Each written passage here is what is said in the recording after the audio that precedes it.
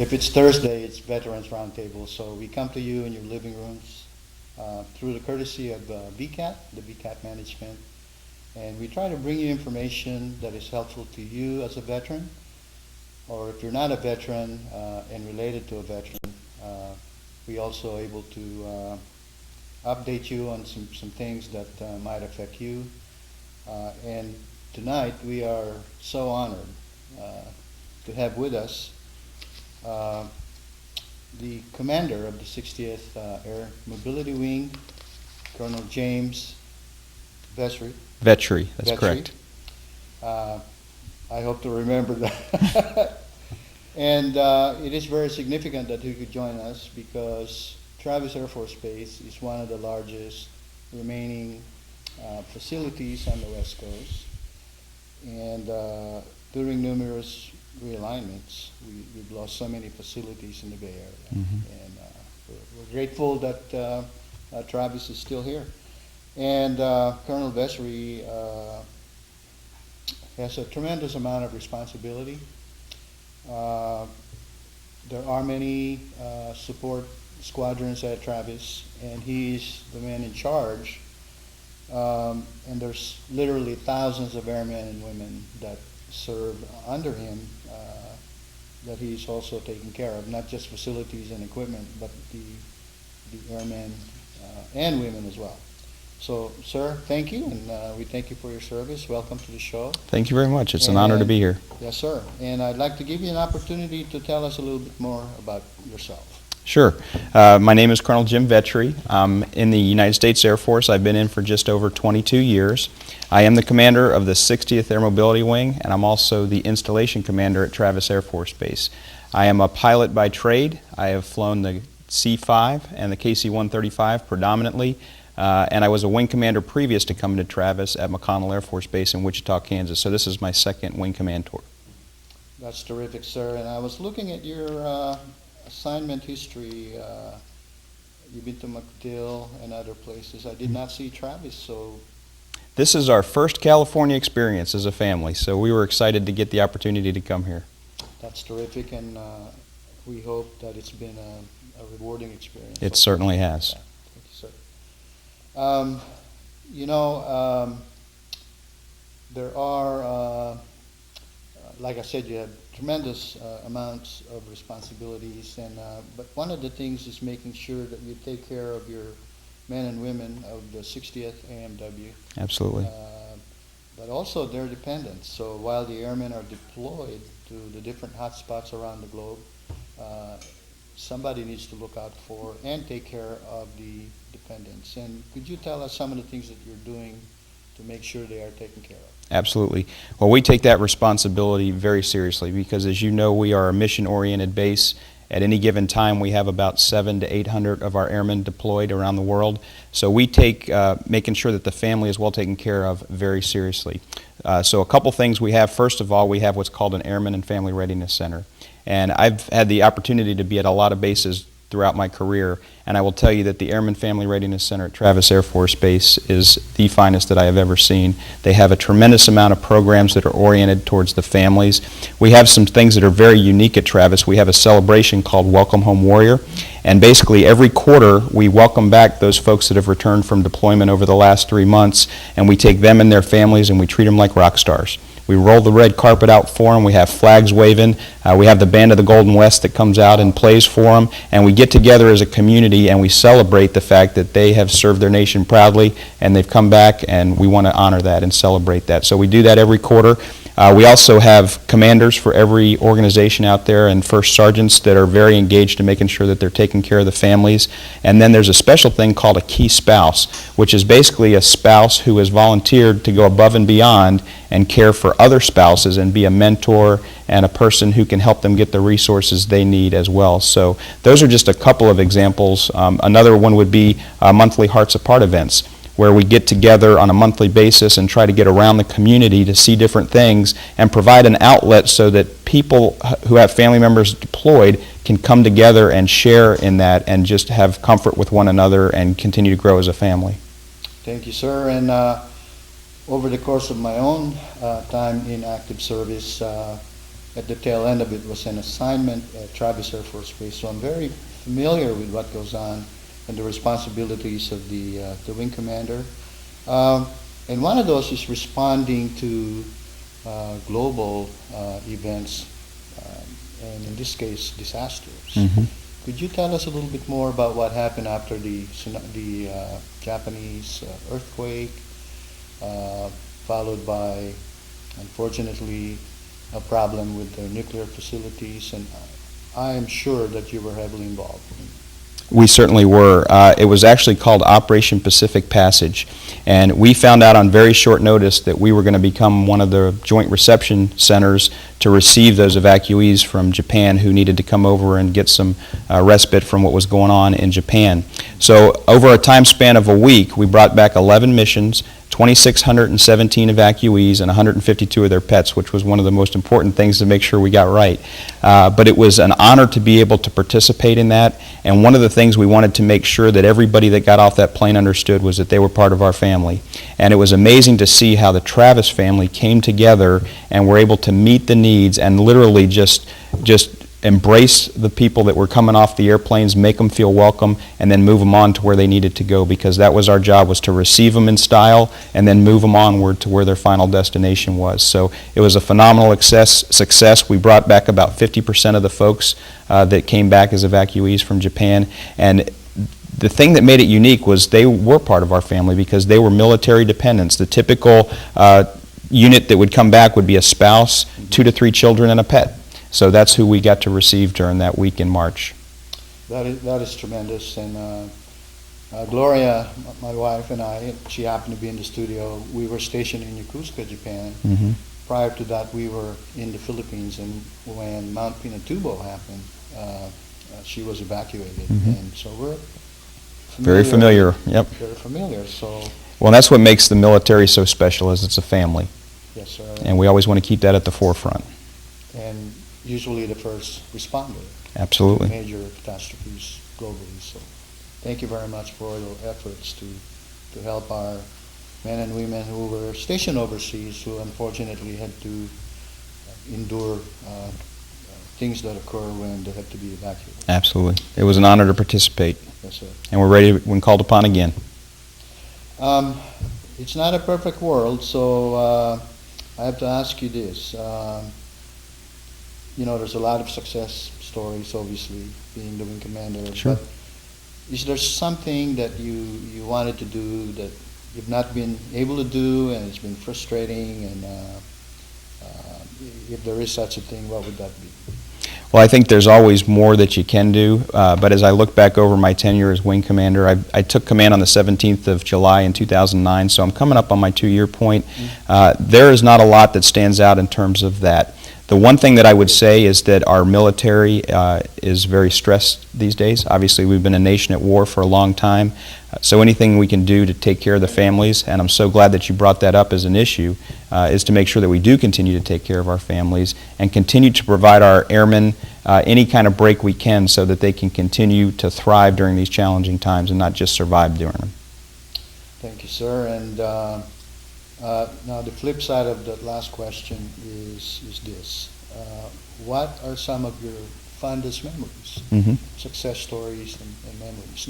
Not operationally, well, if it is operationally, to the extent that you could discuss it. Sure. What stands out as far as successes? Well, when I think of things and put them in a construct, I try to use family, mission, and future when I talk about things like that. And on the family front, we did something very unique last year that we called Travis Week. And basically, we took a page out of what's called Air Force Week that we did the year prior up in Sacramento, where we tried to do an outreach to make sure that people understood what the Air Force was all about and how supportive we were of the community. So we decided to do that locally last year, and we called it Travis Week. So over the time frame of a week or so, we had 22 different events that were targeted at our local Solano community to do outreach in schools, to take our public affairs team out and meet with people, to have events on base. We had our annual Air Force Ball where we had over 1,200 folks attend to just celebrate who we are as an Air Force. And that was very unique because it allowed us to thank the community that does so much for us and say, we're here, we're part of your family, and we appreciate what you do.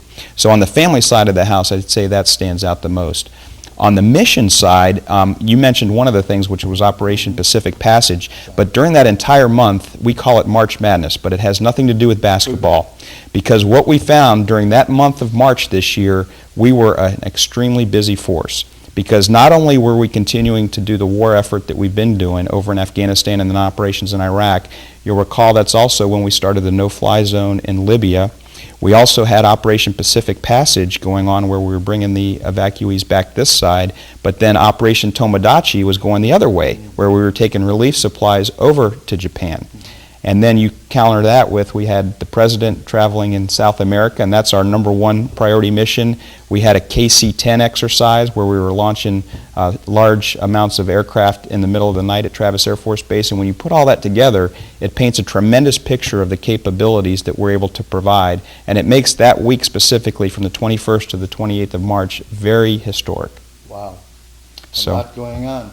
there's a lot going on at Travis Air Force Base. On a prior assignment, well, actually the one at Travis, I happened to have the golden opportunity to go to Scott Air Force Base. And I went into the command center, and I saw what happens when POTUS moves around. Yes. So yes, I am quite familiar. It's a major logistical effort. It certainly is. Yes, sir. And it's a no-fail mission. We've got to get that one right. Absolutely. There is no room for errors. All right, so the name of the show is Veterans Roundtable, and we brought you here for a reason. I'm looking at our floor director, see how much time I have. Okay. But after retirement, I got involved with the veterans in the city of Vallejo, and there are many. A lot of them are Air Force, Right. prior Air Force. We have 3 American Legions, 3 different posts. We have the Navy Fleet Reserve. We have the Veterans of Foreign Wars, and there are others, disabled veterans. And we come together as a council. And the reason you're here is we want to ask you some questions. Sure. Of course, with the elimination of the bases around the Bay Area, that meant the removal of services that they used to be able to avail of, and now we have Travis. We shop at the commissary or the BX. We go to the hospital for treatment. We avail of Space A travel. There's a lot. And so there has not been any talk, but I'd like to bring up base realignment. Are you hearing anything? Our viewing audience, majority of them are veterans, would be interested. They would like to know the stability of Travis. Is there anything on the horizon that might be coming up? Certainly. Well, I don't have a crystal ball, and I certainly couldn't talk to that because I don't know of anything. I haven't heard anything. However, I will tell you that the mission at Travis is very unique. We can do airlift, air refueling, global reach laydown, and air medical evacuation, which is all the core competencies of Air Mobility Command from one single base. So strategically located here in Northern California, where our focus is on the Pacific Theater, I think brings a great amount of capability here at Travis Air Force Base. You mentioned the hospital, David Grant Medical Center, soon to be the largest hospital in the United States Air Force. Currently, we treat over 107,000 beneficiaries a year.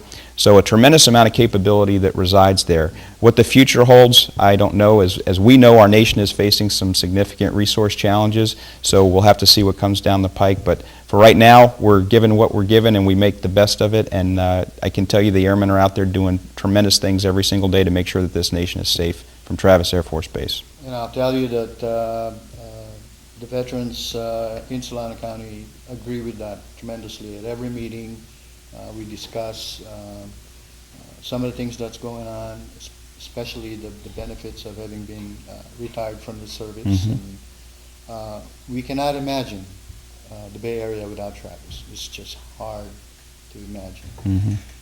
It affects thousands of veterans. And Sure. we thank you for being the guy that has taken the lead over the last year and a half or two, and we cannot stress the role of Travis, the importance of your position in terms of affecting thousands of veterans in Solano County. Certainly. So, you know, we thank you for gracing the show, and we're glad that you could come. You're very busy. We can only imagine what your calendar looks like on a daily basis, and I've been bugging the lieutenant, trying to twist his arm to please help us get the colonel to come to the show. It's an honor to Thank come. you, sir. And I'd like to give you just an opportunity to address the veterans of Solano County, kind of a wrap-up. Sure. I'd be glad to. There's a couple things that I certainly would like to talk about. Which camera am I looking at? That one right there. Okay. Couple things. First of all, we are having what we're calling an Air Power Expo on the 30th and 31st of July out at Travis Air Force Base. The theme is Skies Over Solano, and we would love all of our veterans to come out and enjoy that open house. It's an opportunity for us to thank our local community, particularly our veterans, and treat you to a great Air Power Expo demonstration. We're going to have the Thunderbirds, we're going to have the Air Force Wings of Blue, and a lot of great acts throughout the day. We're looking for 100,000 folks a day, so we'd love you to come out and enjoy that. And then I want to say thank you. What I tell my airmen that I meet with every week, our first-term airmen, is that we would not be here today had it not be for the veterans who served so selflessly in the past. And what I tell them is that baton has now been handed to them, and it's their responsibility to pick up that baton and continue so that future generations can enjoy the same freedom that we have today. In fact, President Reagan has a quote that says something very similar to that, in that we have to make sure that we guarantee freedom for future generations so that we don't lose what we have today. And then the last thing I'll say is one of the things that we've started at Travis that's become a tradition is the Air Power quote. You may or may not have heard this, but if you hear the words team followed by the name of our Air Force Base, so TT together, you give a resounding air power and you yell it at the top of your lungs, because what it does is it makes us all feel like we're part of the family, and our community is certainly a part of that, and our veterans as well. So whenever you're out and you hear the words Team Travis, I want you to yell air power at the top of your lungs, because no word embodies better what we do at Travis Air Force Base than air power, because we deliver it around the globe every single day, and we do it for our nation, and we thank you for your service that has allowed us to do that today. Thank you, sir, for those comments. And we do have a little bit more time from a guy who has been involved in logistics. A couple of quick questions. Sure. The one question that because I retired about 10 years ago, so I haven't really kept up, but I was very sad when the C-131s were taken out of service. The 141s. The 141s. Yes. And my goodness, they were a workhorse. They were everywhere. Right. They go to places the people of the United States haven't even heard of to do their missions. And what took their place are the C-17s. And I'm curious how that program is working. Is it working well? Because in terms of numbers, there's an enormous number of C-141s versus a smaller number of C-17s that came in to take its place. The C-17 is performing phenomenally. It's got a direct delivery capability where we can take cargo and we can insert it into a 3,000-foot dirt strip anywhere around the world, and we do it all the time.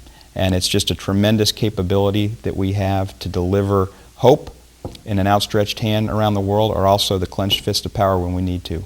So it's allowed us to do that, and it's just doing a fantastic job. That's great. That's good to know.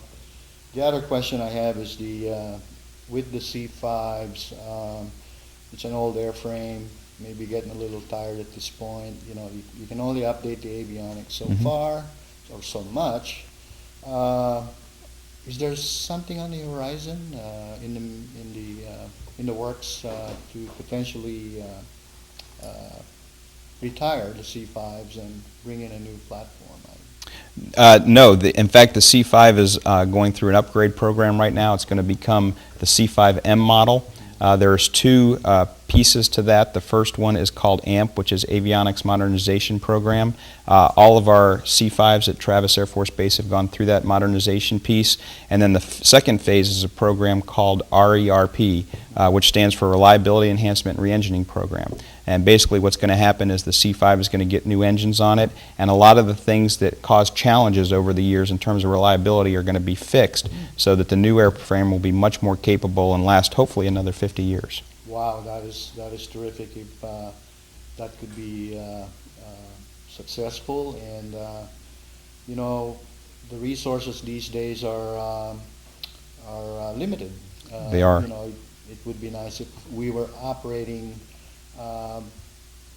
in 10 years ago when money was plentiful and it's not an issue.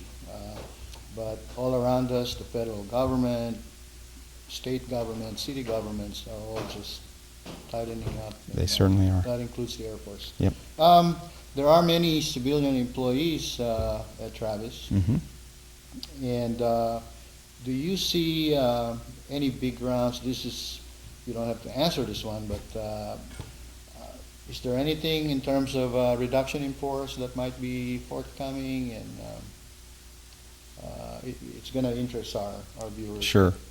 There's none that I know of at this point, but I will tell you the way I see the future is nothing's off the table. I think you hit it exactly on the head as we are resource challenged, and I think we're entering a period now where we're really going to see that and we're going to see the impact of it. One thing I'm very big on is making sure that all of our civilians at Travis Air Force Base understand that they are airmen as well. So when I say airmen, I'm talking airmen with a big A. That includes our folks in uniform as well as our civilians, because their uniform just happens to look a little different than ours, but they're still serving the United States Air Force and they're part of our family. Thank you, sir, and I totally agree. Those of us that were in uniform or are in uniform do a tremendous service to our country. There are many great Americans out there that continue to serve night and day. But sometimes we forget to recognize the civilian workforce. Absolutely. And they're critical to what we do. Very critical to what we do. I'd like to, this is a half-hour program, so time goes really fast. It sure does. But I do want to take the time to thank the management of VCAT. And if you're watching the show, you can tell your friends that it's really very informative, and it's on every Thursday night, VCAT Channel 27 with Comcast. And if you're with AT&T, it's Channel 99. Again, I thank the management of VCAT. I want to thank my producer, Sabrine Freeman. She's out there. Our floor director, CP. Thank you very much, CP, and our camera crew. It's our volunteers. I want to thank you, Joel, for convincing the Colonel to show up here. And it didn't take a lot of convincing. Glad to do it. And I'm sure my wife, who's in the studio, is also thankful that you could do the show. She's very supportive. And we're coming. I'm told she keeps the crew well fed. Oh. Oh yeah, she gets up early and she loves to give them a little treat. She makes lumpia and that's what I heard. so forth. But she's an ex dependent who's so active duty, and we were in the Philippines during Pinatubo. We saw some challenges there. Then we went to Japan, and fortunately we did not have to evacuate the second time. That tour was terrific. We were there for 6 years. We did not want to leave. Wow. I've never been anywhere 6 years. Yes, sir. Any last words before we wrap up? I know I came around and we have a minute or so. Maybe you want to address the folks at Travis. Sure. First of all, again, thank you for the opportunity, and I would just like to tell the men and women at Travis, thank you for what you do serving our nation every single day. It's been an absolute honor to be the commander out there at Travis Air Force Base for the last 2 years. I count myself very privileged to work among such professional airmen and such great family members who really show what care, support, and love are all about, and that's what the Travis family means. Thank you, sir. And to our viewing audience, I'd like to say goodbye. Remember, we're on every Thursday at 7 p.m. We come to your living rooms, courtesy of VCAT. And if you watch the show, you're going to find out that it's very informative. The mindset is we need a program such as this to become a platform for the local veterans, and we are able to address issues, bring people such as the Colonel, Commander of the 60th Air Mobility Wing to tell us what's going on locally at one of the largest Air Force bases around the country. So I hope you enjoyed the show, and I want to say good night until we meet again. Thank you so much. I am your host, Jess Malgapo, signing off. Thank you and good night. And don't forget about the Air Power Expo. Exactly. 30-31 July.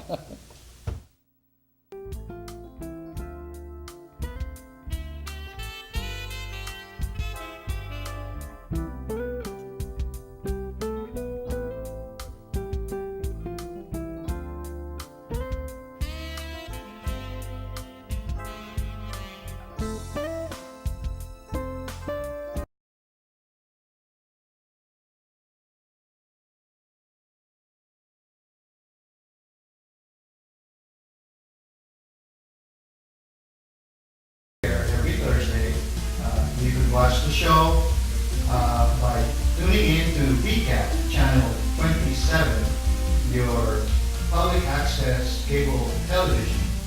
We are also available by watching the internet, www.vcat.tv, and you'll be able to view the show. Thank you for your support so far, and have a great day.